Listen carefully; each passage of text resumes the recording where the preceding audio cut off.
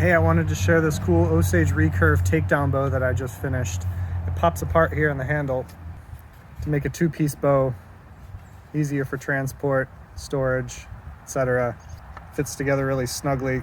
It's a recurve bow. It's got horn tip overlays. It's backed with some beautiful copperhead skins, a hand-painted border along the edge.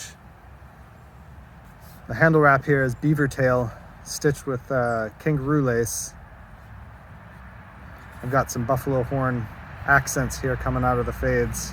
It's a pretty stout bow. It's 63 pounds at 26 inches. Let's take it for a spin here and see how it shoots.